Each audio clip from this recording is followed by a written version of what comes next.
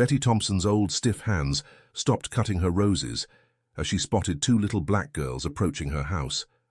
The 80-year-old widow watched, heart pounding, as the twins slowly made their way up her front walk. Their short, curly hair bounced with each step, eyes wide with a fear no child should know. As they reached the porch, Betty's breath caught in her throat. The girls looked up at her, their small faces filled with worry.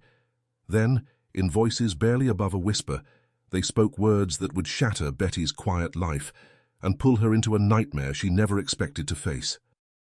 Before we dive in, comment below where you're watching or listening from today. And if you enjoy this shocking story, don't forget to subscribe.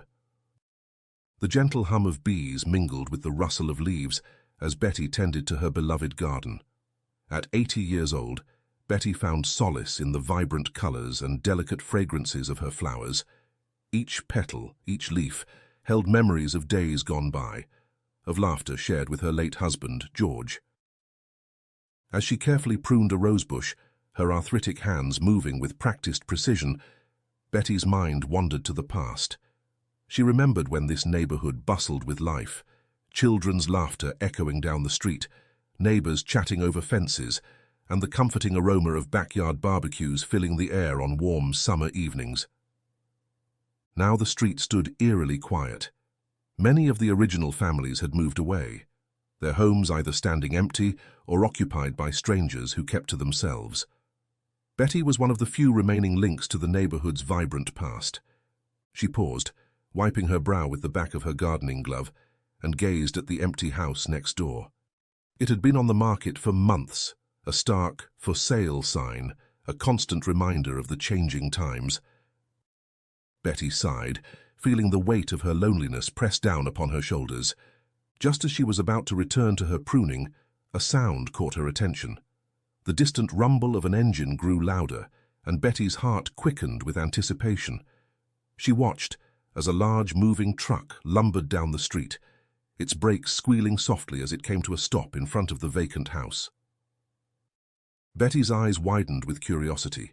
New neighbors after all this time? She couldn't help but feel a flicker of excitement, a small spark of hope igniting in her chest. Perhaps this was the change the neighborhood needed, a chance to recapture some of its former vitality. As she watched, trying to appear busy with her gardening, Betty's mind raced with possibilities. Would they be a young family, bringing the sound of children's laughter back to the street? Or perhaps a retired couple, potential companions for afternoon teas and shared stories? The anticipation built as Betty waited for the first glimpse of her new neighbors. She found herself hoping for friendly faces, for people who might breathe new life into the quiet community she had watched slowly fade over the years. As Betty watched with barely concealed interest, a woman in her early 30s emerged from the passenger side of the moving truck. Her skin was a rich ebony, contrasting beautifully with the vibrant yellow sundress she wore. The woman's face bore a mix of excitement and apprehension as she surveyed her new surroundings. Following closely behind her were two little girls, their matching braids bouncing as they hopped down from the truck. They appeared to be around 6 years old, and their striking resemblance left no doubt that they were twins. Their eyes sparkled with curiosity as they took in the unfamiliar neighborhood. Betty's heart warmed at the sight of the children. It had been so long since the sound of young voices had filled the air on their street. She found herself smiling, already imagining the vitality these little ones might bring to the neighborhood. Just as Betty was about to raise her hand in a welcoming wave, movement from the driver's side of the truck caught her attention. A white man, appearing to be in his late 30s or early 40s, stepped out. He stretched, his muscular arms flexing as he surveyed the house and the neighborhood with a critical eye. Betty's brow furrowed slightly in confusion. The scene before her didn't quite align with her initial assumptions. She had expected the man to be the woman's husband and the girl's father, but the stark difference in their appearances gave her pause. Perhaps he's a new boyfriend, Betty mused to herself, constructing a story in her mind. Maybe she's recently divorced, and they're starting fresh together. It wasn't an uncommon situation these days, she reasoned, though she couldn't quite shake a nagging feeling of unease. As if sensing Betty's gaze, the woman turned and their eyes met. A warm smile spread across the newcomer's face, and Betty felt an immediate connection. She raised her hand in a friendly wave, her own smile widening in response. The moment was brief but significant. In that simple exchange, Betty felt a spark of hope. Perhaps this new family would bring some much-needed life and warmth back to the neighborhood. The moving truck, bearing the logo of a local company, pulled away after unloading only a few suitcases. It struck Betty as odd. Usually, new residents arrived with trucks full of furniture and boxes. This family seemed to be truly starting anew, with very little to their name.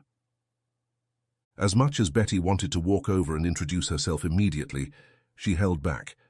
They'll need some time to settle in, she thought, deciding to give them space. There'll be plenty of time for welcomes and introductions later. With a mixture of excitement and curiosity, Betty returned to her gardening, her mind filled with thoughts of her new neighbors. She looked forward to the possibility of new friendships and the return of a sense of community to her quiet street. As the sun began to set, casting a warm glow over the neighborhood, Betty gathered her gardening tools and headed inside. She cast one last glance at the house next door, where the new family had disappeared inside. The curtains were drawn and no sounds emanated from within. Betty couldn't shake the feeling that something was slightly off, but she pushed the thought aside. "Don't be silly," she chided herself. "They're probably just tired from the move." With that, she closed her own door, looking forward to what the coming days might bring. As evening settled over the neighborhood, Betty found herself in her cozy living room, embraced by the familiar comfort of her nightly ritual. The soft glow of the television mingled with the warm flicker of the fireplace, casting dancing shadows on the walls. In her hands, she cradled a delicate china teacup, steam rising gently from her favorite chamomile blend. This quiet moment had once been a cherished routine shared with George, her late husband. Now it served as both a comfort and a poignant reminder of his absence. Betty's eyes drifted to the empty armchair across from her, almost able to see George's kind smile and hear his gentle chuckle as they discussed their day. The house creaked softly, settling into the night, and Betty pulled her cardigan closer around her shoulders.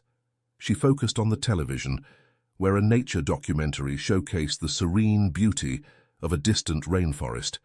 The narrator's soothing voice and the tranquil scenes helped ease the ache of loneliness that often crept in during these quiet evening hours. Just as Betty was beginning to feel drowsy, lulled by the warmth of the fire and the calming tea, a sudden sharp sound jolted her to alertness. A loud bang, like something heavy falling or a door being slammed with great force, echoed through the night. It seemed to come from the direction of her new neighbor's house. Betty sat up straight, her heart racing. The bang was followed by what sounded like muffled screams, high-pitched and distressed. She strained her ears, trying to discern if she had truly heard cries or if it was just her imagination playing tricks on her. Silence fell again, broken only by the soft crackle of the fire and the low murmur of the television. Betty remained still, her tea forgotten, as she listened intently for any further sounds.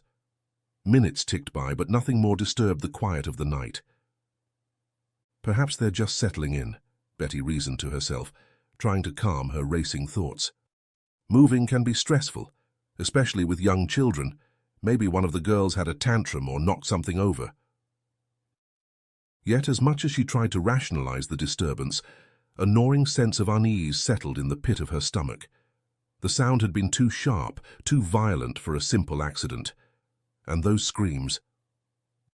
Betty shuddered, unable to shake the memory of the fear she thought she had heard. She considered going next door to check on the family, but hesitated. It was late, and she didn't want to seem nosy or intrusive.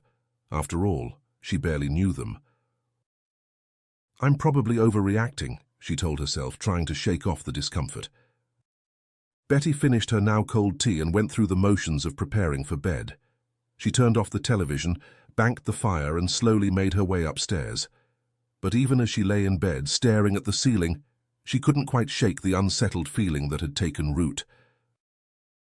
As she drifted off to sleep, Betty made a decision. Tomorrow she would bake a cake and welcome her new neighbors properly. It was the neighborly thing to do, and perhaps it would put her mind at ease. The next morning dawned bright and clear, the unsettling events of the previous night feeling distant in the cheerful light of day. Betty rose early, determined to push aside her lingering concerns and focus on her plan to welcome the new neighbors. In her kitchen, Betty busied herself with the familiar routine of baking. She had decided on a classic lemon drizzle cake, a recipe passed down from her mother that had never failed to bring smiles to faces. As she mixed and measured, the kitchen filled with the comforting aroma of citrus and vanilla. While the cake baked, Betty tidied herself up, choosing a pretty floral blouse and her favorite cardigan. She wanted to make a good impression on the new family, hoping to foster a friendly relationship that might bring some life back into her quiet days. As she carefully frosted the cooled cake, Betty rehearsed what she might say. She was eager to invite them over for coffee, to learn more about them and make them feel welcome in the neighborhood. Perhaps the little girls would like to see her garden, or she could offer some local knowledge to help the family settle in. With the cake boxed and a warm smile on her face, Betty made her way next door. She noticed that the curtains were still drawn, and the house seemed eerily quiet for a home with 2 young children. Pushing aside a flicker of apprehension, she rang the doorbell. After a moment, the door opened, and Betty found herself face to face with Melanie, the woman she had seen yesterday. Up close, Betty could see the warmth in Melanie's dark eyes, though there was also a hint of something else, wariness perhaps, or fatigue. "Good morning," Betty said brightly, holding out the cake. "I'm Betty, your neighbor from next door. I thought I'd welcome you to the neighborhood with a little homemade treat." Melanie's face lit up with a genuine smile, the wariness melting away. "Oh, that's so kind of you. I'm Melanie. It's lovely to meet you properly." As Melanie reached out to accept the cake, Betty saw a flicker of movement behind her. Before she could say anything more, the man she had seen yesterday appeared in the doorway, his presence immediately changing the atmosphere. "Who is it, Mel?" he asked, his tone brusque and his eyes narrowing as they landed on Betty. Melanie's smile faltered slightly. "This is Betty, our neighbor. She's brought us a welcome cake." The man, Tom, Betty would learn, stepped forward, effectively blocking Melanie from view. "I'm Tom, Melanie's boyfriend," he said, his voice curt and unwelcoming. "Thanks for the cake, but we're pretty busy today. Lots of unpacking to do, you know." Betty felt her heart sink at his dismissive tone. "Oh, of course I understand," she said, trying to maintain her friendly demeanor. "I just wanted to invite you all over for coffee sometime when you're settled. It would be lovely to get to know you better." Tom's posture stiffened, and he kept the door partially closed, as if trying to hide the interior of the house from view. "That's not necessary," he said flatly. "We're private people. We'll let you know if we need anything."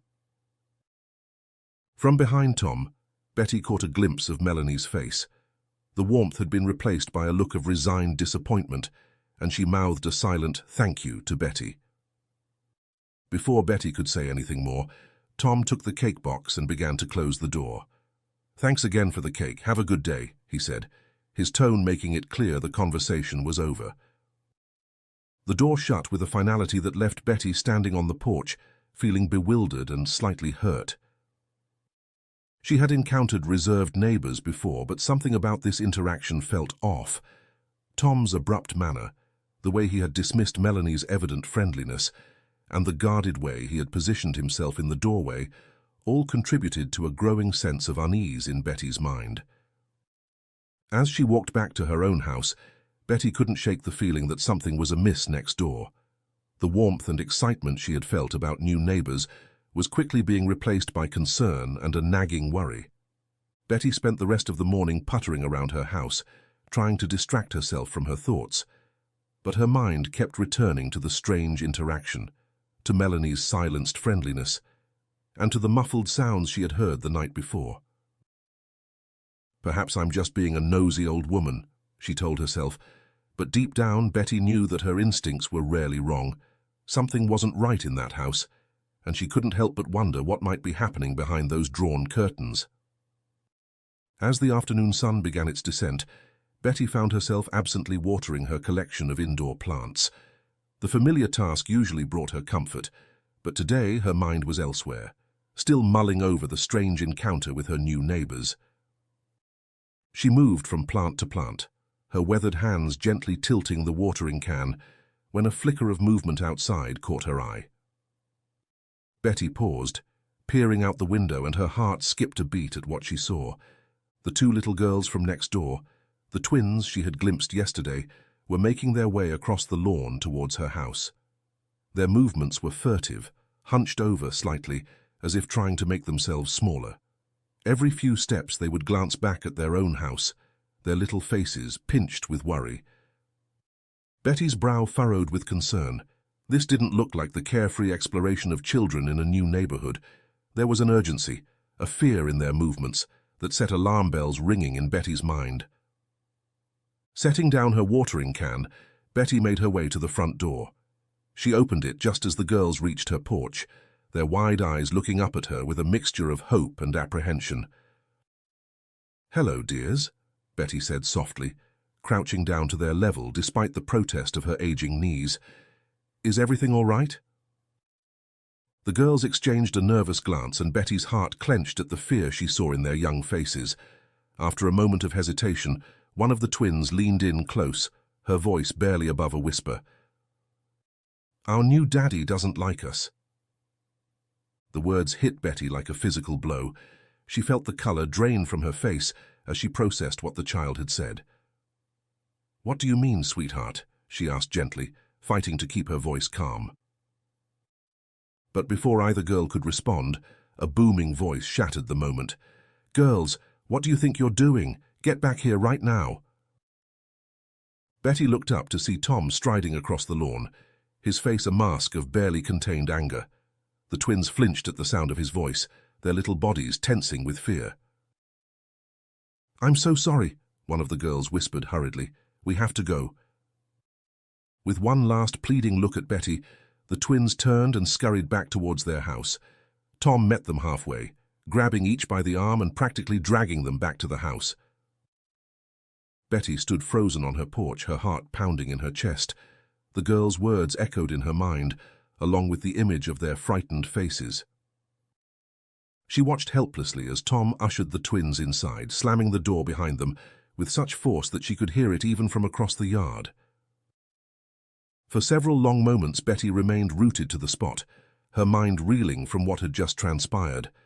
The peaceful afternoon had shattered into something dark and unsettling, leaving her with a profound sense of dread. As the sound of the slammed door faded, Betty slowly made her way back inside her home. Her hands were shaking as she lowered herself into her favorite armchair, the weight of what she had just witnessed settling heavily upon her shoulders. "Our new daddy doesn't like us." The little girl's whispered words played on repeat in Betty's mind, each iteration sending a fresh wave of concern through her. She couldn't shake the image of the twins' frightened faces, nor the aggressive way Tom had handled them. Betty's thoughts raced as she tried to make sense of the situation. Was she overreacting? Perhaps Tom was just strict, and the girls were exaggerating as children sometimes do. But deep down she knew this was more than that. The fear in those young eyes was real, and it spoke of something far more sinister than mere strictness. As the minutes ticked by, Betty found herself caught in an internal struggle. Should she get involved? It wasn't her place to interfere in another family's affairs, was it? But then again, if something truly was wrong, could she live with herself if she did nothing? She thought of Melanie's silenced warmth during their brief interaction, of the muffled screams she'd heard the night before, and of Tom's overly controlling behavior. Each piece of the puzzle, when viewed alone, could be explained away. But together they painted a disturbing picture that Betty couldn't ignore. "What would George do?" she asked aloud, seeking guidance from her late husband's memory. She could almost hear his gentle voice urging her to trust her instincts, to err on the side of caution when it came to the welfare of children. With trembling hands, Betty reached for the phone on the side table. Her fingers hovered over the keypad as doubt crept in once more. What if she was wrong? What if she caused trouble for an innocent family? But then she remembered the twins' pleading looks, their hunched shoulders, as they tried to make themselves small and invisible. No child should ever have to feel that way in their own home. Taking a deep breath, Betty dialed 911. As the phone rang, she silently prayed she was doing the right thing. 911, what's your emergency? The operator's calm voice came through the line. Betty's voice quavered as she began to speak. I'm not sure if this is an emergency, but I'm very concerned about my new neighbors, especially the children. Can you tell me more about what's concerning you, ma'am? The operator asked patiently. Slowly, Betty recounted everything she had observed over the past day and a half.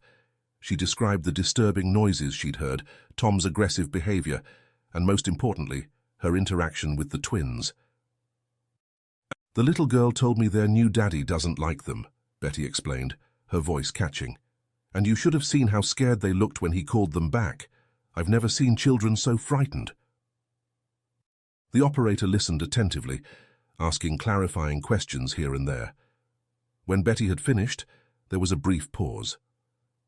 Thank you for reporting this, ma'am, the operator said, her tone serious. We take reports of potential child endangerment very seriously. I'm going to dispatch officers to your location to investigate. Can you provide me with your address and the address of the neighbors in question? Betty provided the requested information, feeling a mix of relief and apprehension. She had set something in motion now, something that couldn't be undone. Officers should be there shortly, the operator assured her. In the meantime, please don't attempt to intervene yourself. Stay in your home and wait for the police to arrive. After hanging up, Betty sat back in her chair, her heart racing. Had she done the right thing? Only time would tell. But as she thought once more of those frightened little girls, she knew she couldn't have lived with herself if she had chosen to do nothing. Now all she could do was wait and hope that help would arrive in time to make a difference. The wait for the police seemed interminable to Betty.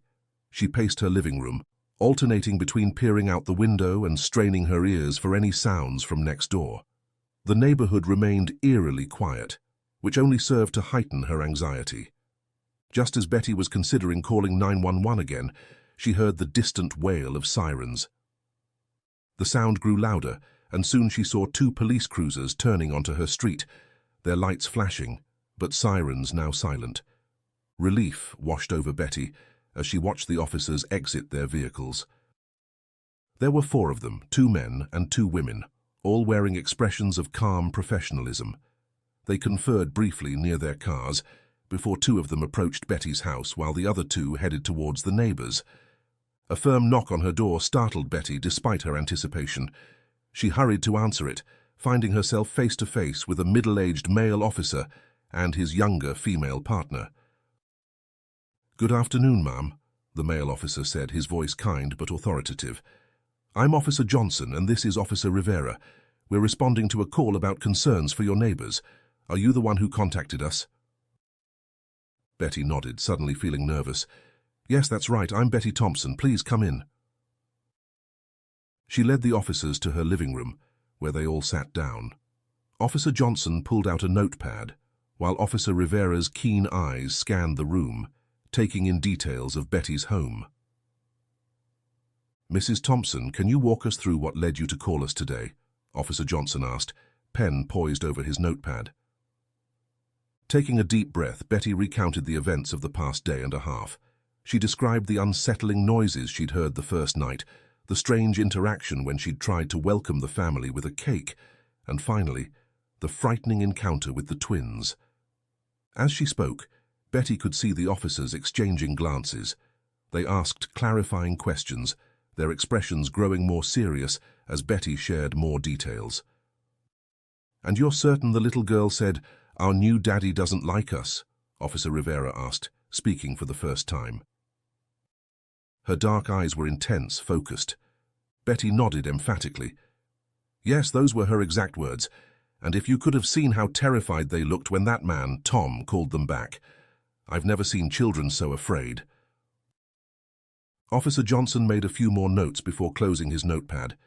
"Thank you, Mrs. Thompson. You did the right thing by calling us. We take reports like this very seriously, especially when children are involved.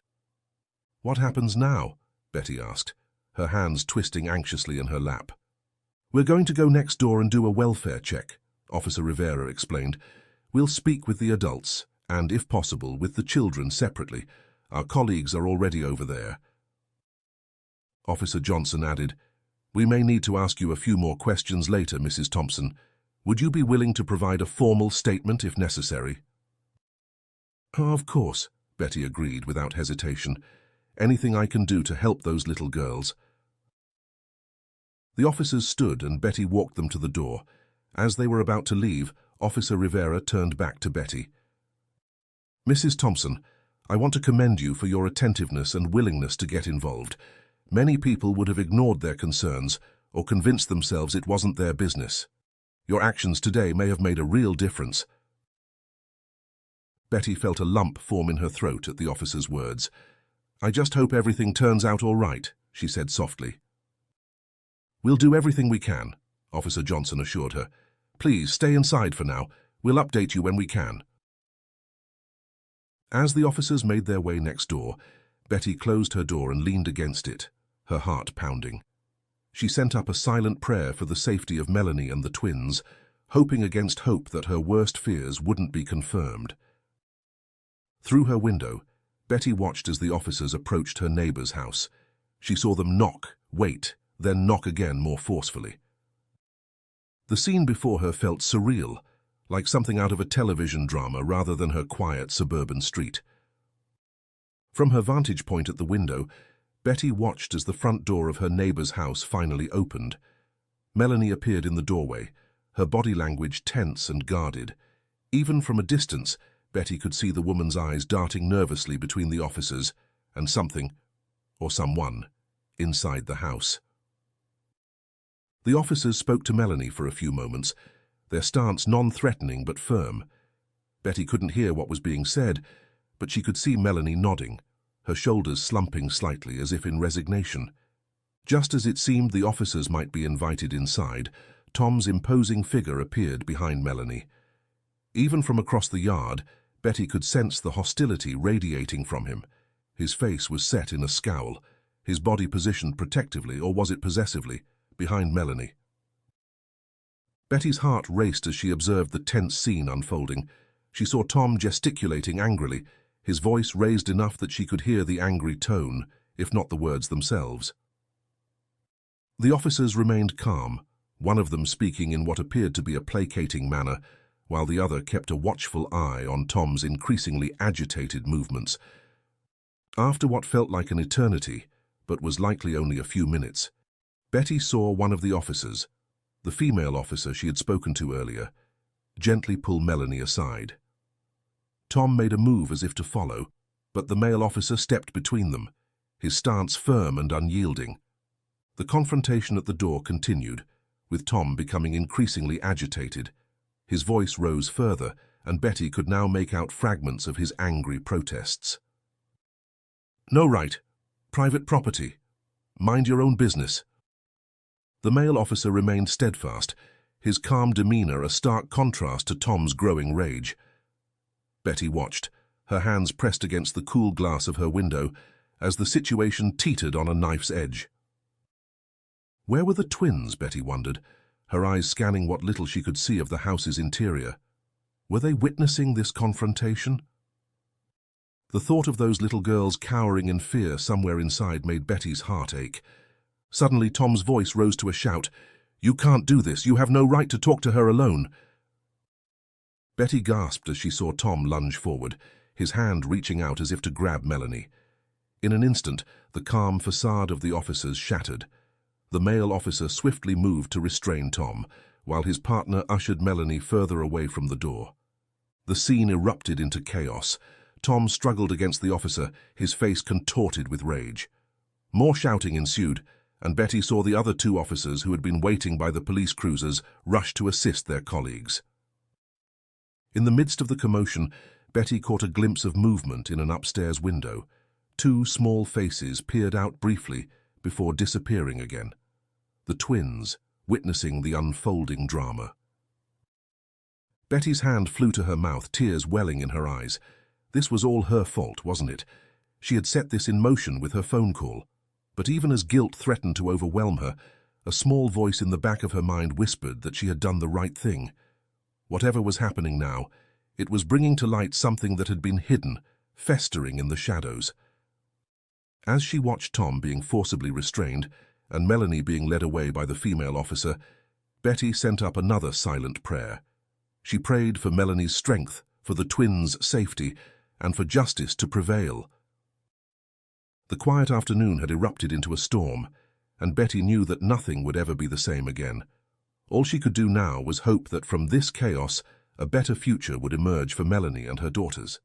Partially obscured by a large rhododendron bush, Melanie stood with Officer Rivera. Even from a distance, Betty could see the tension in the young woman's posture. Melanie's arms were wrapped tightly around herself, as if trying to hold herself together.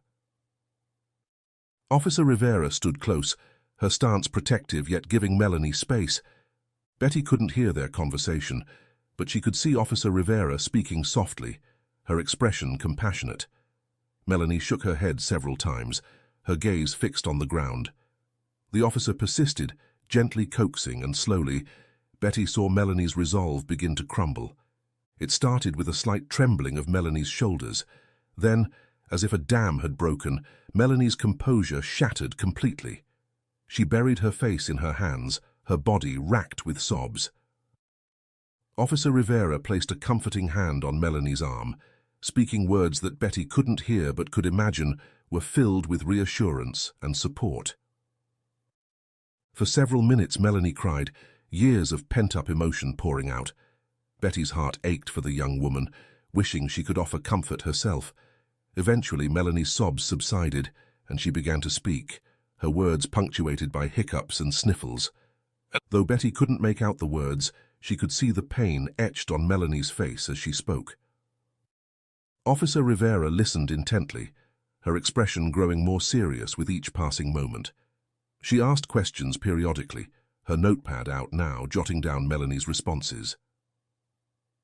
As the conversation continued, Betty saw Melanie's posture change. The hunched, defensive stance gradually gave way to something straighter, stronger. It was as if each word she spoke was lifting a weight from her shoulders. After what seemed like an eternity, Officer Rivera nodded solemnly and put away her notepad. She placed both hands on Melanie's shoulders, looking her directly in the eyes as she spoke. Melanie nodded, wiping away tears with the back of her hand. Just then, a commotion from the front of the house drew their attention. Tom's angry shouts had risen in volume again, and Betty could see him struggling against the officer's hold. Melanie flinched at the sound, instinctively stepping back. Officer Rivera quickly positioned herself between Melanie and the source of the noise, her stance protective. She spoke rapidly into her radio, her free hand remaining on Melanie's arm in a gesture of support. Moments later, 2 more police cruisers arrived on the scene, their sirens piercing the afternoon quiet. Betty watched as additional officers swarmed the area, their presence bringing a sense of order to the chaos. Tom's shouts had devolved into a stream of obscenities, his face contorted with rage as he continued to struggle against the officers restraining him.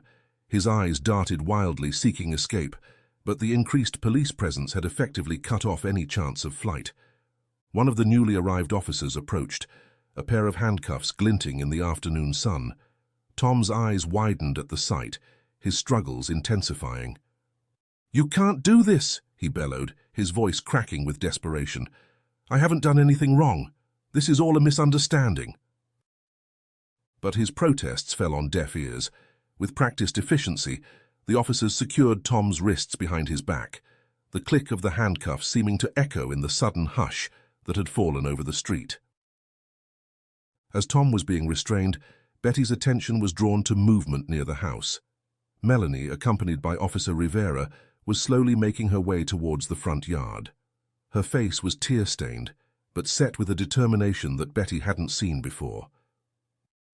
Tom's eyes locked onto Melanie, and his demeanor shifted instantly. "Mel, baby, tell them this is all a mistake," he pleaded, his voice taking on a wheedling tone. "You know I love you and the girls. We're happy, aren't we? Tell them." Melanie flinched at his words but stood her ground. Officer Rivera placed a supportive hand on her shoulder, and Melanie seemed to draw strength from the touch. She lifted her chin and spoke, her voice quiet but firm. "No more lies, Tom, it's over." Tom's face contorted with rage once more. "You ungrateful snake," he snarled, lunging towards Melanie despite his restraints. The officers holding him tightened their grip, pulling him back. "That's enough," one of the officers said sternly. "You're under arrest for domestic abuse and child endangerment. You have the right to remain silent. Anything you say can and will be used against you in a court of law." As the officer continued reading Tom his rights, Betty saw Melanie sag slightly, as if a great weight had been lifted from her shoulders. Officer Rivera was there immediately, supporting her and speaking words of encouragement that Betty couldn't hear. The neighbors who had gathered to watch the scene unfold began to murmur among themselves. Betty could see shock and disbelief on their faces, mixed with sympathy as they looked at Melanie. She wondered how many of them, like her, had sensed that something was wrong but had been too uncertain or afraid to act. As Tom was being led to one of the police cruisers, still shouting protests and threats, Betty's attention was caught by movement at the front door of the house. The twins, looking small and frightened, were being gently ushered out by another officer. Their eyes were wide as they took in the chaotic scene, and they clung to each other's hands tightly. When Melanie saw her daughters, she broke away from Officer Rivera and rushed to them, dropping to her knees and enveloping them in a fierce embrace. The three clung to each other, their bodies shaking with sobs that were equal parts relief and fear of the unknown future that lay ahead. Betty felt tears welling up in her own eyes as she watched this bittersweet reunion. The family's pain was palpable, but so was the love between mother and daughters. In that moment, Betty knew without a doubt that she had done the right thing by making that call.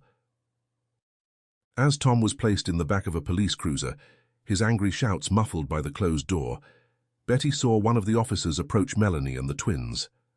The officer spoke gently, explaining that they needed to come to the station to give their statements and ensure their safety. Melanie nodded, gathering her daughters close as they were led to the vehicle. Just before getting into the car, Melanie's gaze swept across the gathered neighbors, finally landing on Betty's window. Their eyes met, and Melanie gave a small, tremulous smile. A smile of gratitude, of acknowledgement, of shared understanding. Betty raised her hand in a small wave, trying to convey all her support and compassion in that simple gesture. As the police cruisers disappeared around the corner, their sirens fading into the distance, an eerie calm descended upon the street. The neighbors who had gathered to watch the dramatic scene unfold began to disperse, their hushed conversations creating a low murmur that gradually faded as they returned to their homes. Betty remained at her window, her heart still racing from the intensity of what she had witnessed. She felt drained, both emotionally and physically, as if she had been an active participant in the events, rather than a distant observer. Just as she was considering stepping away from the window, movement caught her eye. The police cruiser carrying Melanie and the twins had returned, pulling up in front of the house. Betty watched as an officer opened the car door, and Melanie emerged, holding tightly to her daughter's hands. The small family stood for a moment on the sidewalk, looking lost and uncertain. Melanie seemed to be steeling herself, taking deep breaths as she gazed at the house that had been both their home and their prison. Suddenly, as if by some unspoken agreement, the two little girls broke free from their mother's grasp. To Betty's surprise and concern, they began running, not towards the house, but across the lawn towards her own home. Betty's heart leapt into her throat. Without thinking, she rushed to her front door, flinging it open just as the twins reached her porch. Their little faces were streaked with tears, their eyes wide with a mixture of fear and hope. "Oh, my dears," Betty breathed, dropping to her knees despite the protest of her aging joints. She opened her arms, and the girls fell into them without hesitation, their small bodies shaking with sobs. As she held them close, Betty felt her own eyes welling up with tears. She could feel the trembling of their tiny frames, could sense the relief and fear and confusion all tangled up in their embrace. "You're safe now," she murmured, her voice choked with emotion. "You're safe." One of the twins lifted her tear-stained face, her voice barely above a whisper. "Thank you for helping us," she said, her words carrying a weight far beyond her years. Betty's heart shattered and mended all at once. She hugged the girls tighter, wishing she could shield them from all the pain and uncertainty that lay ahead. "You're very brave," she told them softly. "Both of you." Movement in her peripheral vision made Betty look up. Melanie was making her way across the lawn, her steps hesitant but determined. As she reached the porch, Betty could see the myriad emotions playing across the young woman's face: gratitude, shame, relief, fear. "I'm so sorry," Melanie began, her voice trembling. "I don't know what to say, how to thank you." Betty shook her head, still holding the twins close. "There's no need to thank me," she said gently. "I just did what I hope anyone would do." Melanie's composure crumbled at these words. She sank to her knees beside Betty and her daughters, tears flowing freely down her cheeks. "I was so scared," she confessed, her words barely audible. "I didn't know how to get out, how to protect them. I thought no one would believe me." "Oh, my dear," Betty said, reaching out to clasp Melanie's hand. "You're the brave one. It takes so much courage to speak up, to break free." For a long moment, they remained there on Betty's porch, an unlikely group brought together by circumstance and compassion. The twins nestled between Betty and their mother, their sobs gradually subsiding into hiccups. Melanie held tightly to Betty's hand, as if drawing strength from the older woman's steady presence. Betty made a silent vow to herself that she would be there for this family, in whatever way she could. She might be old, she thought, but she still had love to give, still had the power to make a difference. As if reading her thoughts, Melanie squeezed her hand. "Thank you," she said again, her voice stronger now, "for everything." Betty smiled, her heart full. "We'll get through this together," she promised. In the aftermath of Tom's arrest, Betty's role shifted from concerned neighbor to steadfast supporter of Melanie and the twins. Her quiet home became a haven for the small family as they began to rebuild their lives. Betty's kitchen table, once a place of solitary meals, now hosted frequent gatherings. Melanie would often stop by for coffee, finding comfort in Betty's sympathetic ear and wise counsel. The twins, Emily and Sophia, grew to love their visits, drawn by Betty's warmth and the sense of safety they felt in her presence. As Melanie navigated the complex legal proceedings that followed Tom's arrest, Betty stepped in to help with childcare. She watched the girls while Melanie attended court dates, meetings with lawyers, and counseling sessions. Under Betty's gentle care, the twins slowly began to relax and show signs of their true personalities. Betty's support extended beyond emotional comfort. She helped Melanie wade through the sea of paperwork required for social services and legal aid. Her dining room became a makeshift office, scattered with forms and pamphlets, as they worked together to secure the resources Melanie and the girls needed. The transformation in the small family was gradual but unmistakable. Melanie's posture straightened, her voice grew stronger, and a spark of determination lit her eyes. The twins, once shy and withdrawn, now filled Betty's home with laughter and the patter of playful feet. During one of their now frequent meals together, Sophia paused, her fork halfway to her mouth, and looked up at Betty with serious eyes. "Are you our guardian angel?" she asked innocently. Betty felt her heart swell with emotion. "Oh, my dear," she replied, her voice soft. "I'm just a neighbor who cares." Melanie reached across the table, grasping Betty's hand. "You're so much more than that," she said, her eyes shining with gratitude. "I don't know how we would have managed without you." As Betty looked around at the faces of her newfound family, she realized that in helping them heal, she had found healing of her own. The loneliness that had plagued her since George's passing had been replaced by a sense of purpose and connection. Her quiet life had been transformed into something richer and more rewarding.